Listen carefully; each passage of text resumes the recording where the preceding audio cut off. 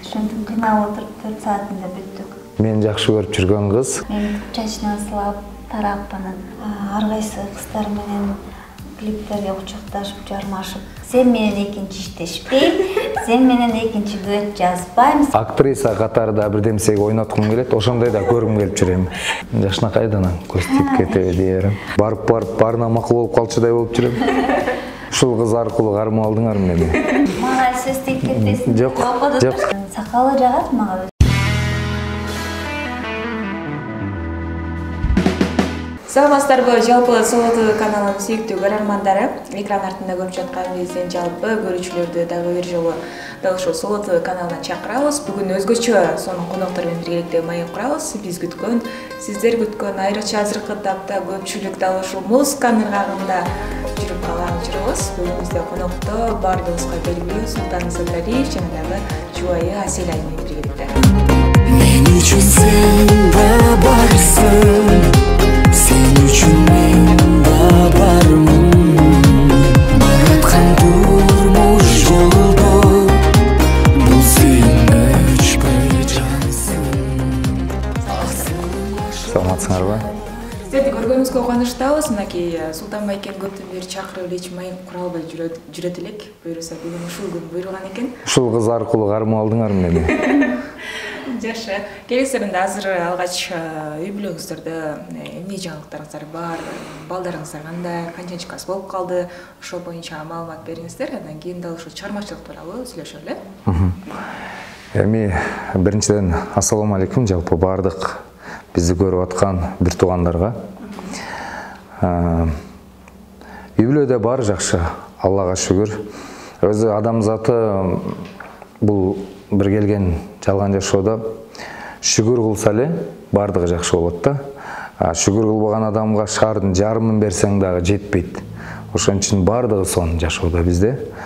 Анан тышкары ошол 3 баланын ата энесибиз.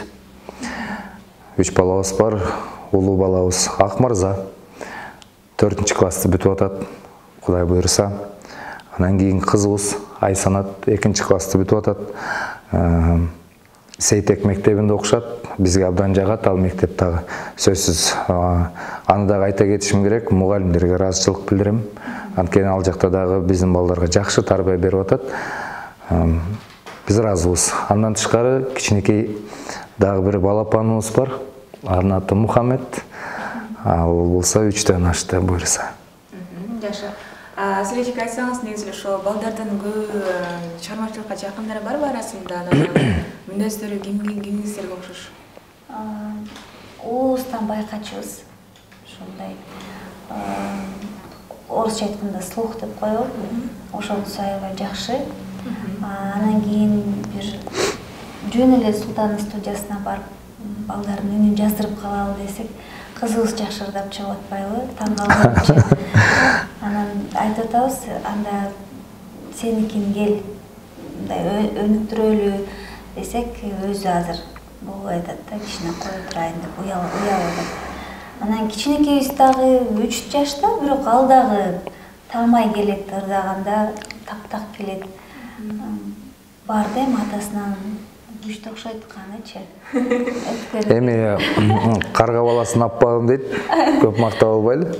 Жок, чындап үчөөндө тең бар, бирок эми алар ошо менен аркалап алып кетпейби, аны өздөрү чечишет. Эң негизгиси мен ушул жараткандан бир эле нерсени аябай суранам. Жакшы адамдардан болсо бизге зыянын келтирбеген коомчулукка. Бир жакшы балдардан болсо бизге ошол жетет. Өз кесибин сүйүп, анан өз кесибин ушунчалык жакшы көрүп, барктап, ошону аркаласа, бизге ошол жетиштик. Кичинекейиңиздер дагы бала бакчага барса керек. Ошол азыр кичи балабызды бала бакчага берели деп турабыз. Негизи чоң балдарыбызды 2 жашынан бергенбиз.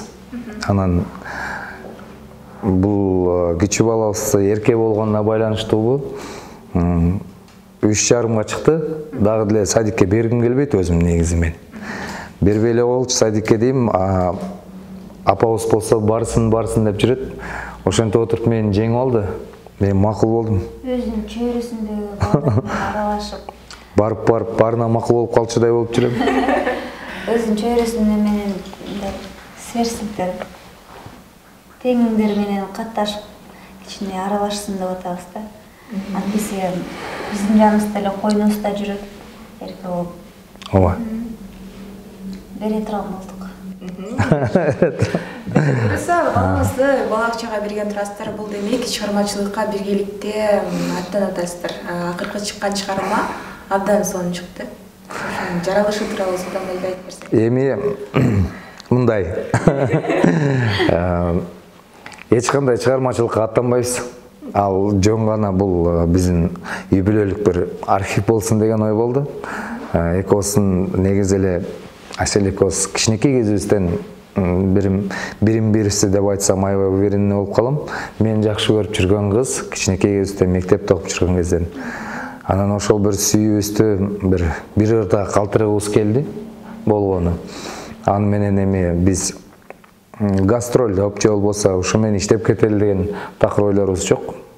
Үйдө эле отурса деп кыялданам мен негизи. Өз оюмда.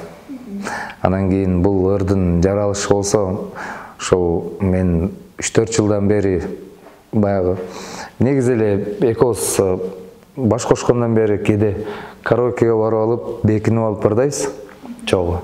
Мага ырдаган Аселдин аябай жагат. Эми ар кимди көзүнө жагат да. Анан мен Аселдин чыгарма үнүн өзүмө жактырам аябай. Себеп дегенде сүйгөн адамдын бардык жери жагат, аны сүйгөн адамдар түшүнөт. Анан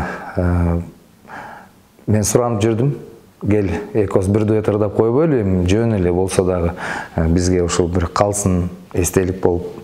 Анан ошонун айынан биз бул чыгарманы жараттык. Мен сөзүн обонун дагы жазып көрдүм. Анан бирок сөзү көп жага бербеди өзүмөчү. Эми мен ойлорумду түшүндүрүп айтып бердим. Ошол Тимур деген бир тууганыбызга. Ошол Тимур бизге сөзүн жазганга жардам берди. Ошондон обонун чыгарып,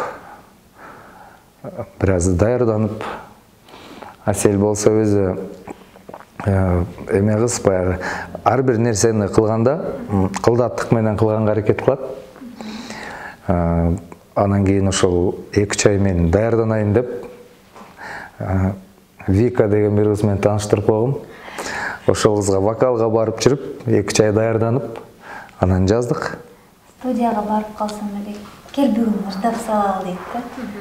Жок, мен даяр эмесмин десем, качан даяр болосуң деп өзүм айтам деп коем. Ошентип барган сайын келем жаздырып салалы, келип калыптырсың дей беретмин.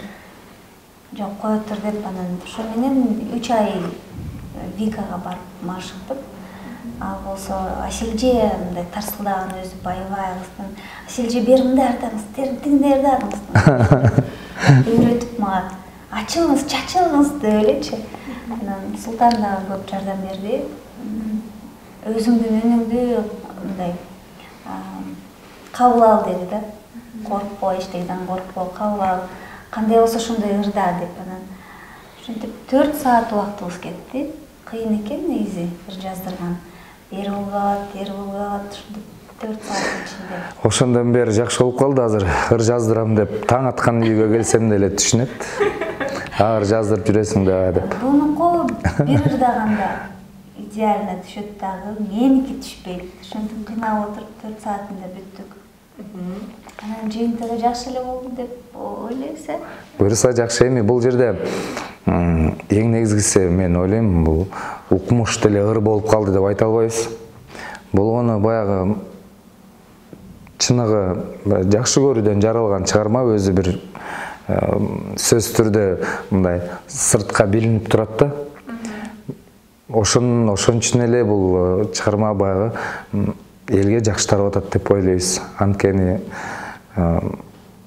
мындан да мыкты дуэттер көп да.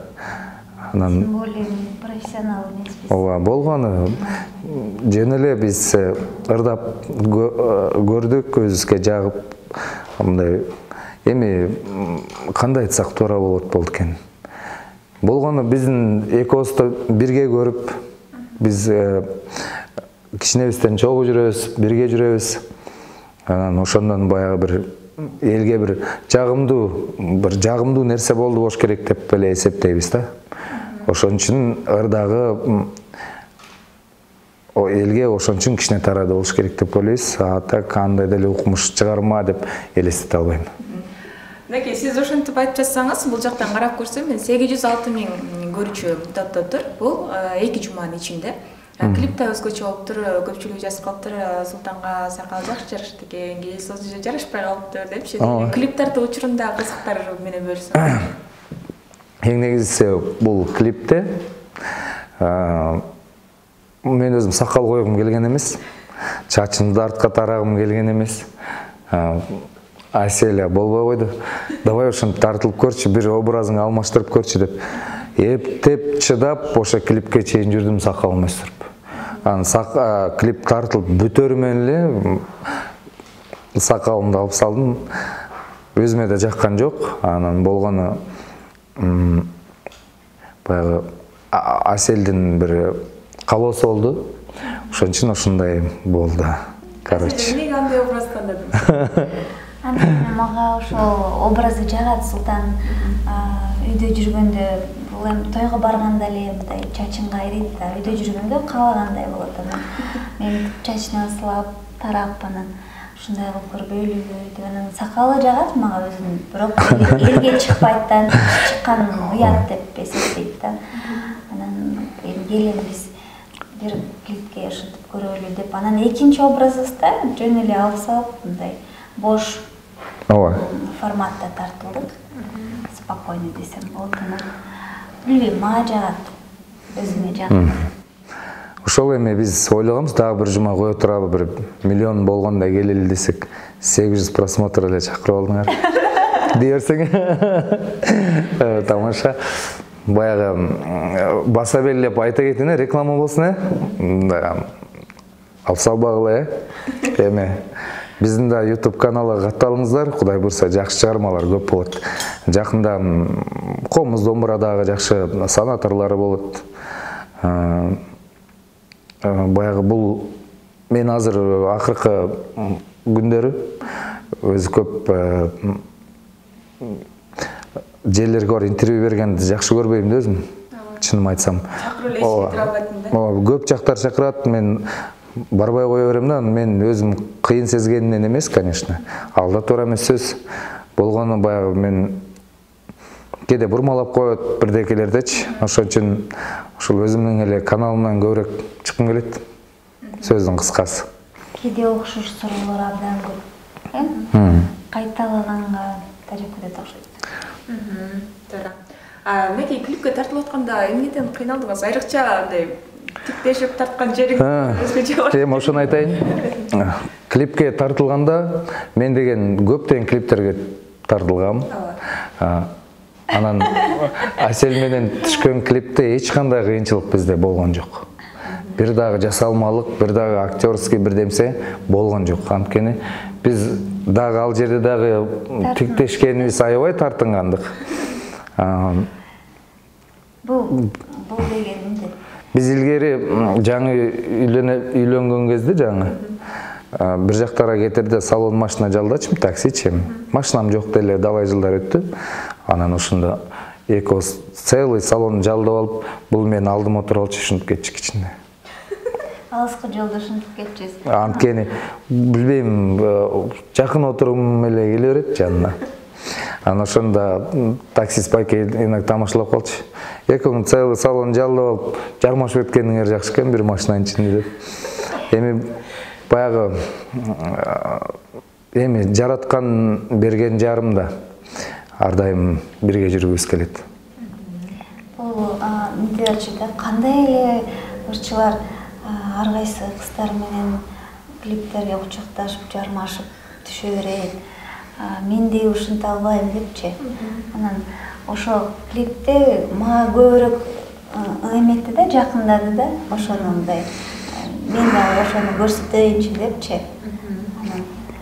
ал жерде бизде эч ким мындай тур андай тур деп ограничение берген жок. Болгондо кандай өзүңөрдү сезсеңер ошентип ырдай бергиле, ошентип жүрө бергиле каалашынча деп. Болгону эле камера турду, биз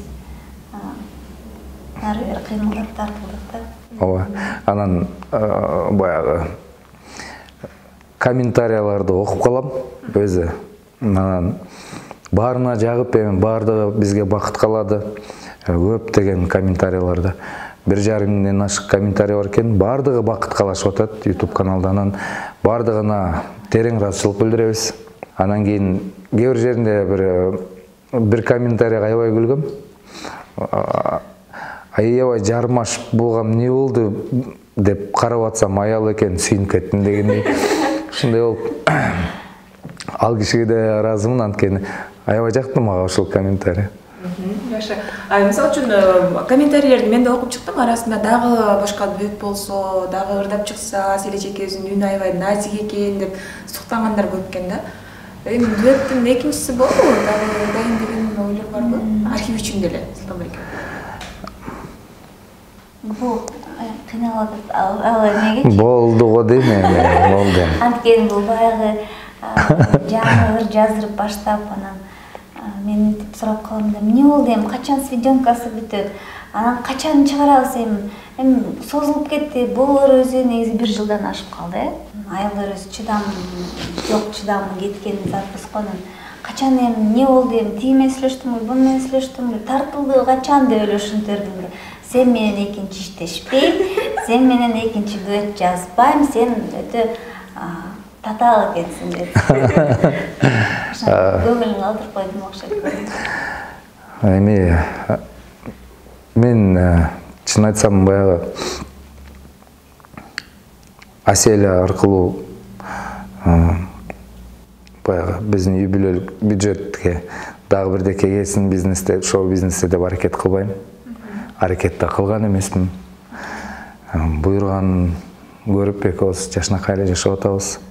Кээде баягы туруп мен өзү келинчегимди эч кимге окшоштургум келбейт да.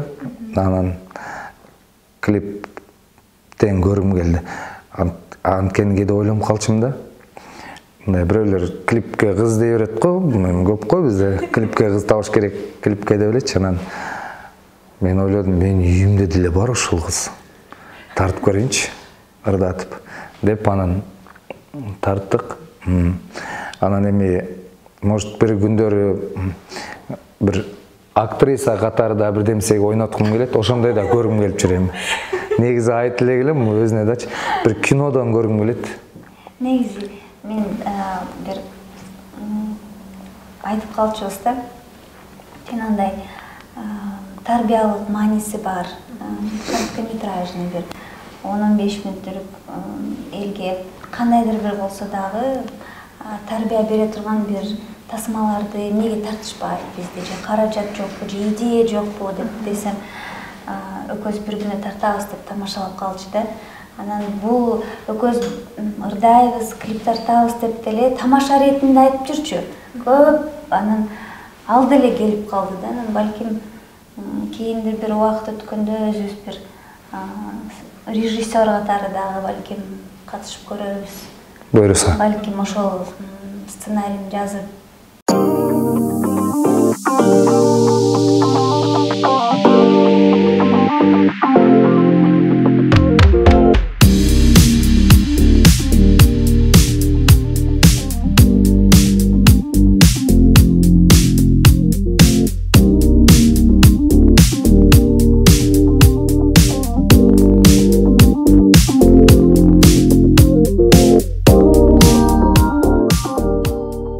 Жогорудагы сөзүңүзгө байланыштуу сурагым келип турат. Аял киши үйдө эле отурган жакшы болот деп калдыңыз да.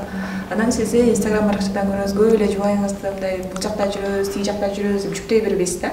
Мында болсо үй бүлөнү бекем сактап калуунун дагы бир жолу. Эми кандай десем экен? Биз эми бир туулган күнүбүз болуп калса, мисалы келинчегим туулган күнү болсо, ошондой кездерде мындай көрсөтүп калам. Келинчегим ушундай интервьюга келгенде көрсөтүп калам. Аны эми ар кандай жыргап жүргөн жерлерибизде көргөзүм келбейт. Анткени азыр элдин баары жыргап жашаган эл жок. Баарыбыз эле жыргап аткан жокпуз. Анткени аны көрсөтсөң эл жөн эле орусча айтканда раздражать этесиң. Ал анткени бирөө үйүндө нан таппай турса, сен болсо болгон жеген тамагың кечип келе, ар жерде ресторанда, анан тиги бул жерде анан деген көргөзүштүн кажети жок. Жырга баягы орустар айткандай радоваться жизни можно тихо дегендей, спокойно эле, жай эле, мындай эле, тынч эле. Мен ойлойм ошол туура деп. Анан тышкары бул айым абдан жашынакай анан көз тип кетеби дей берем. Соц тармакта көп отурбайбыз. Мындай карап коебуз болгонундай. Ошонун артынан чуркап, мен буну бүгүн киргизишим керек, мен 3 сторис киргизишим керекмин, же бир публикация киргизишим керекмин деп аны мени башы соргойт. Кээде карасаң, 6 айлап деле эчтеке сүрөттө эчтеке жүктөлбөй калат. Мындай интип телефон менен жүрбөйбүз да. Кээде унутуп да калабыз, кээде деп калабыз өзүбүзчө. Кээде 3-4 сүрөткө бир жерден түшсөң жаап калса, сразу жүктөп таштайм, 4-төрүн тең. Мисалы үчүн жогоруда айтып калбадыңызбы, бирөө ач калып отурушу мүмкүн, жыргаган адам жок деп, анан биз билебиз, чыгармачыл адамдар экранга эле сон болуп чыкса, тойдо жанайып жаркырай ырдап атса эле булардын жашоосу малина деп эсептейбиз да. Бирок чындыгында өзү ар бир нерсенин эки тарабы болот да. Бизде көбүнчө экинчи тарапты көргөзбөйбүз да. Биз жылтырак тарапты көргөзөбүз. Өзү адамзаты жаралгандан бери деп ойлойм мен ушул нерсечи. Ошон үчүн биз ушул адамзаты баягы бейиштик болгусу келе берет экен да. Бейишке баргысы келе берет. Ким тозокко түшкүсү келсин. Баары бейишке баргысы келет.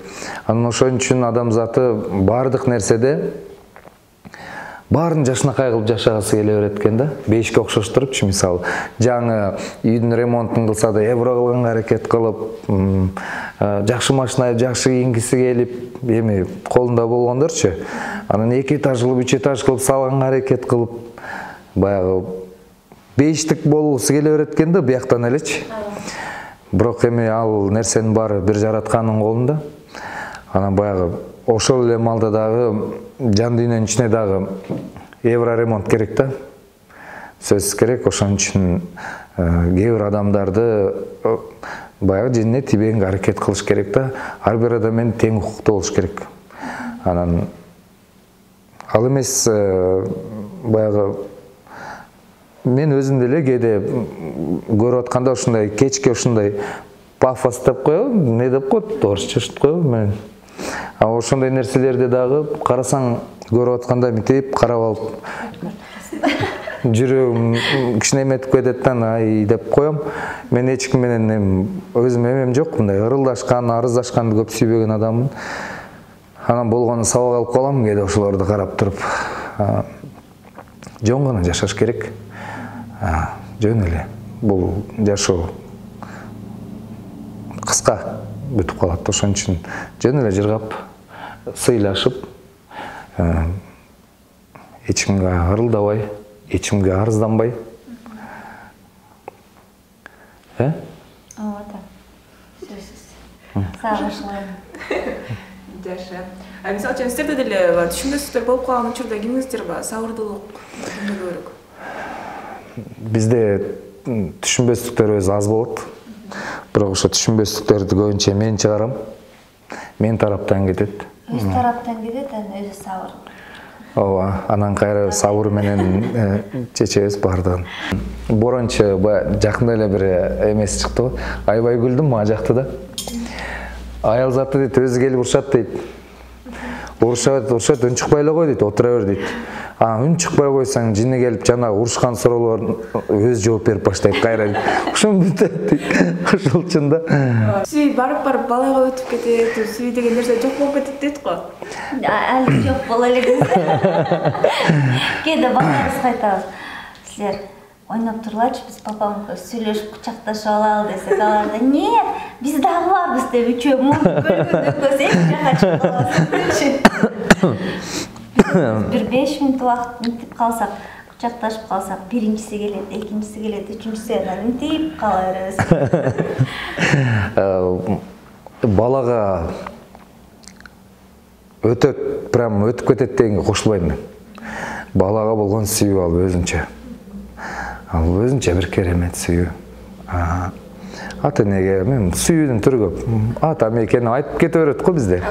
Анан бирок именно бул мындай сүйүү бул эч жакка өтпөйт. Чыныгы болсо, анткени ал адамдын өзүнүн жылуулугу бар. Баланын өзүнүн жылуулугу бар. А витамин жесең, Б витамин, Д витамин жетпей турат. Ошон үчүн ар бир өзүнүн функцияларын аткарып турса, витамин кылыш керек дейбиз. Ошондой бир керемет да. Жакшы. Мынакей буюрса сиздердин аралыгыңыздарды угуп атабыз. Султанбайкенин чыгармачылыгында сонун эмгектер жаратып атасыз. Көпчүлүгү концерт качан берет экен деген суроолорду берсе керек. Чыгармачылыктан көрсөтсөң. Мен ушул 2 жыл мурун көрүп калсаңар керек, канчамча баягы инстаграмдардан. Мен даярдангам, полный жандуу концерт беребиз деп. Болгон музыканттар менен аябай жакшы даярданып, мына эми коебуз деп аткан кезде залдар жабылып калды кайра. Бир ачылып жабылды да ортодочу, пандемия учурунда. Ошо менен калып кетти. Анан эми буюрса концерт коеюн деген аябай жакшы пландар бар. Жакын арада койсок, сөзсүз түрдө концерт боло турган болсо, ал 100% жандуу үн менен, жандуу музыка менен болот.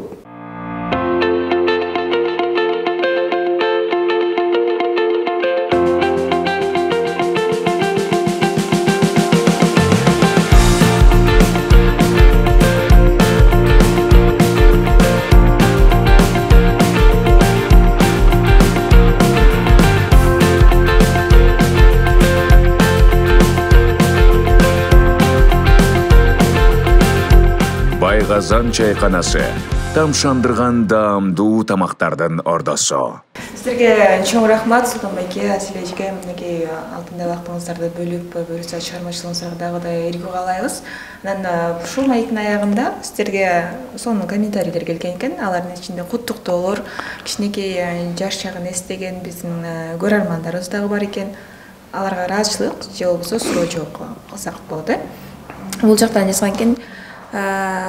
Bir күндө миллион жолу көрдүм. Аял абдан назик экен, бактылуу болуңуздар. Биздин семьянда гимни болуп калды. Албетте эгиз жүрөк ырыңыздардан кийин дейт. Жылдыз Алиева деген экен. Жылдыз, чоң рахмат. Негизи эле мен комментарийлерди өзү көп окуй бербейм, бирок Асель экөөбүздүн акыркы клиптеги комментарийлерди окугум келет, анткени Мага сөз тип кетпесин. Жок, анысы бир анан баягы келинчегиме жакшы сөздөрдү, назик экен, анан татмакай экен, сулуу экен сөздөрдү укканда мага абдан жагымдуу болот. Анткени жалгыз өзүм айтпай, азыр элибизде да көп адамдар ушинтип айтканы мени сүйүндүрөт. Анткени ошондой назик, сулуу аялдын жигити болуп жүргөн дагы керемет экен. Ошо. Нурзада Бакирова дейт. Ушак сөздөн чыр чатактан алыс болгон жубайлар болду, бактылуу болгула дейт. Амин, айткандары келсин. Эми биз укмуш идеалдуу үй бүлөбүз деп айта албайбыз. Болгону аракет кылабыз, баягы тынч болгонго бардыгы. Ошол жараткан Аллах ар бир ошол үлгүлүү болбосо баягы жакшы жашап аткан үй бүлөлөргө мындай көз тийбесин да. Ушул нерседен да кээде коруп кетесиң. Өзүм мен аябай эле андай нерселерге ишенбейм. Болгону баягы бир бузукулук аралашып кетпесе экен дейм. Биздин эле эмес, негизи эле жакшы жашап аткан үй бүлөнүн бардыгы тынч жашаганын каалайбыз. Жакшы. Кийинки Султанбайке бактыңызды көрүп кубандым дейт. 2008-жылы сизди катуу сүйгөн эле, мен сизди бир өмүрлүк фанаткаңыз дейт. Рахмат. Мындайларды окусканбайсызбы? Жок. Бул угарман жок болсо, балким Султан мындай даражага деңгээлге жетпейт эле. Жанагы угарман, көрөрман болбосо кимге тартуулайт өзүнүн талантын? Ооба, туура. тескерисинче сүйүнөм ушинтип. Менин жигитим деп бир ушинтип. Ката жакшы болду. Не кылам бүгүн эми? Болгонсуң. Султан концерт койчу мощный залда кооздоп, ырларыңызды жарчы бир эстетип балалыкты дейт. Буюрса, балалыкты эстейбиз. Негизи баягы замандаш деген сөз бар го. Азыркы мен курактуу балдар ортодон үйлөнүшүп, же кыздар үйлөнүшүп, турмушун көрүп, анан мынтип калып согулуп отуруп, баарыбыз чогуу, биз деле алар менен чогуу. Ошентип отуруп, кайра өзүбүзгө келген жашоо болуп атат да учурчу. Анан ошол кездеги биздин угармандар, баягы биз менен чоңойгон замандаштар, биздин ырларды угуп чоңойгон, ошонун бардыгы азыркы күндө ошол кайрадан ошол бир кайталагысы келгени сезилет да ошол күндөрдүчү. Анан ошол Кудайым буйрса мен концерт коем, менден тышкары дагы менин классташтарым бар, чогуу концерт кое турган. Ошол эле Мирбек, Акбар, Берки Мирбек, Ильяс, Темир мен классташтарым деп коем өзүмчечи. Анткени биз бирге чыкканбыз да. Урмат, бирөө сулуу, бирөөсүнүн кичирээк, бар классташ сыяктуубуз, бирөө. Анан бир өзүм дагы бир кыялданам, ошол баарыбыз чогулуп бир концерт койсок. Анан бирден бир жеке концерттерибиз өтсө илгеркини бир кайталап алсак деген кыялым бар. Анан буйрса концерт болот. Жакшы. Султан Сыдралиев эмнеге ырдабай койдуң акыркы күндөрү? Сенин голосуң сонун тез ырдап тур, элге атоо унутулуп баратасыз. Ырдап турабыз. Ооба. Унутулбайбыз. YouTube каналына кирсеңиз эле баарын көрүп турасыз. Ооба. Мына ушундай жакшы комментарийлерге жооп берүү менен маегибиз соңуна жетти. Сизге чоң рахмат. Бактылуу болуңуздар. Рахмат. Көз тийбесин эң башкысы. Ооба. Жалпы Соло ТВ каналынын катталуучуларына, андан сырткары өзүңүздөрдүн катталуучуларга жакшы сөздөрдү айталы. Жалпы ушул бизди көрүп аткан бир туугандарга, аталарга, апаларга, кээде комментарийлерин окуп калам, балам деп жазгандар бар. Жалпы бир туугандарга дүйнөдөгү бардык жакшылыктарды каалайбыз. Жараткандын бардык жакшылыгын каалайбыз. Жылуу айткан сөзүңөргө биз ыраазыбыз, абдан үй бүлөбүздүн атынан ыраазычылык билдиребиз. Анткени кээ бирлер көтөрмөлөп айткандар бардыр, арасында кой үй бүлө экен деп жакшы сөздөрдү жазып аткандар бардыр. Ошонун баарына биз ыраазыбыз. Анткени баягы кыргыздын пейилинен айланайын деп жөн айтпаганда, биздин пейилибиз, кыргыздын пейилибиз бир керемет да. Эчтекесин аябаган, коного келсе акыркы коюн болбосо жылкысын жыга чапкан эл да. Ошон үчүн бир керемет элдин адамы болуп ушул жерде бир кичинекей кызматыбызды кылып жүргөнгө биз абдан ыраазыбыз. Анан ар бир үй бүлөдө тынччылык болсун. Ооба, бардык Султандын айтканына кошулам. Негизи эле кошулуп келем, кошуламын. Анан эң негизгиси тынччылык болсун. Тынччылык болбосо каяктагы ыр, каяктагы комментарий эч нерсе кызыктырбайт. Ошондуктан биздин өлкөбүз өнүгүп өсүп, балдарыбыз эржетилип ошол Өнүккөн мамлекетте жашап, кыргыз элин колдоп, өзүнүн салымын, эмгегин берип ошо эл жерине, анан эл үчүн кызмат кылсын, Султанга окшогон таланттуулар да көбөйсүн. Биз дагы балбаган бир байбиче чаал болуп, аларга да комментарий жазып отурам, балам дагы өнүгүп кетти, дагы сонун болуп кетиптир деп. Ооба. Буйрса ал күндөрдө келсин. Ошол силерге рахмат. Рахмат, Чакырганыңарга. Көрүп жаткан көрөрман, бул маек сизге абдан жакты деген ойдобуз. Ал эми сиздин милдет. Дал ушул бүгүнкү конокторубузга жакшы бир комментарий жаза кетиңиз. Ал эми эң мыкты комментарийге Соло ТВ каналынан өзгөчө сонун билеттер болмокчу. Сиздер менен Таңнуран Болоева. Кийинки берүүдөн көрүшкөнчө сак саламатта туруңуздар.